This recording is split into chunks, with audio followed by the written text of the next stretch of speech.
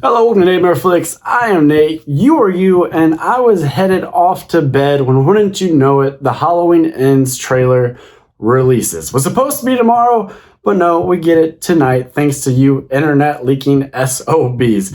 But hey, let's go ahead and get into this thing. Now, I want to be completely transparent. I've already watched it a couple times, so I can deliver you guys a good breakdown. That's what we're going to try to do here. We're going to go through it piece by piece. I'm going to give you my reaction, my thoughts on what we are seeing here in this first little teaser trailer of Halloween Ends. But here we go. Let's get it started in 3, 2, 1.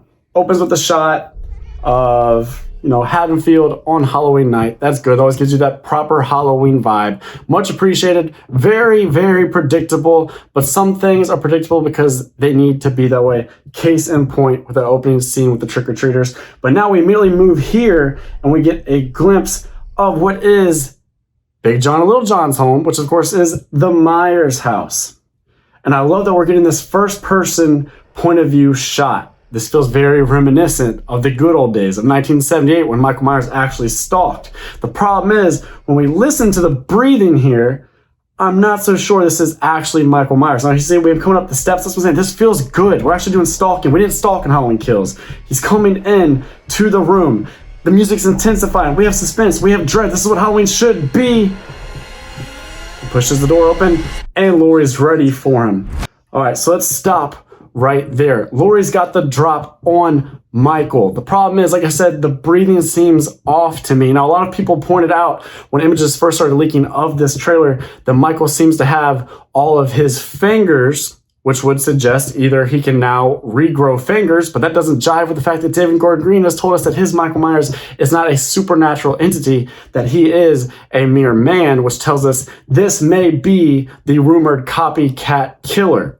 And also leads me to think that Laurie Strode has been dealing with a lot of bullshit, a lot of shenanigans in the past 4 years, because she is ready. Like I said, she's got the drop on this SOB. So what do you guys think about her being in this house? If this is the Myers house, as I'm saying it is, and God help me if it's not, because they're going to tear me a new asshole. But if she's in the Myers house, is that good storytelling to you? Does that make narrative sense that a woman who was completely just her life decimated because of the events of 1978, and she was so wrapped up in her trauma that she couldn't just live her life, that she would now take residence in the home that her childhood friend was killed in, that her daughter's boyfriend was killed in, that her own daughter was killed in, that she would want to live in that home? That seems suspicious to me. Now, I like the touch of Michael going into Judith's room, if that is Michael, if it's the copycat killer, whatever. It's still a nice touch, and I like that Laurie's a badass, and she is ready for him. She's privy to the attack. But I just don't think it makes a whole lot of sense to have her living in this house. Now, you could argue the opposite.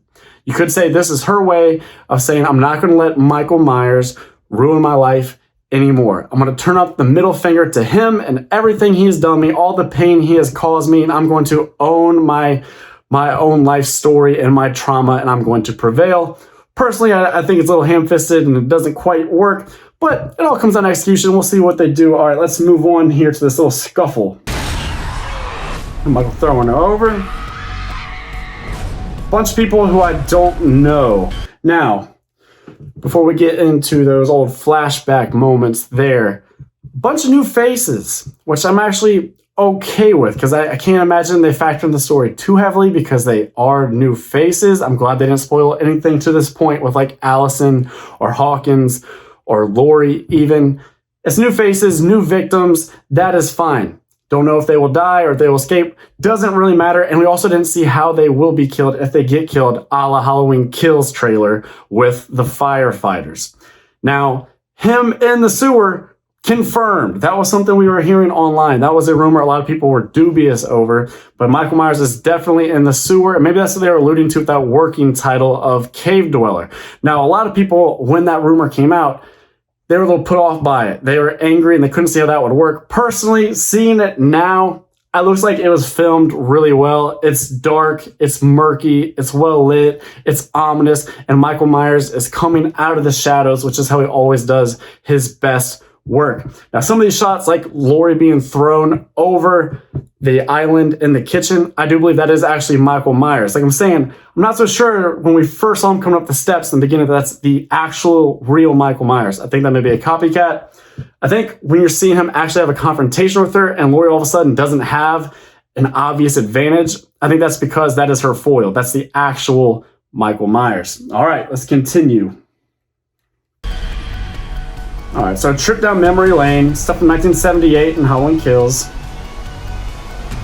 All right, some reaction shots pretty much. Come and get me, motherfucker. And then Laurie, you know, come and get me, motherfucker.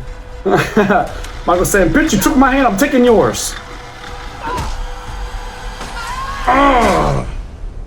Man, Halloween is getting on to some George Lucas shit with all this hand destruction. But you know what? There we go. There's a little bit of confrontation between Laurie and the Shape, which we expected to see. And you know what? I'm here for it. I'm actually pretty happy with this teaser trailer. I didn't know we were going to get, and the rumor mill has just been on fire as of late.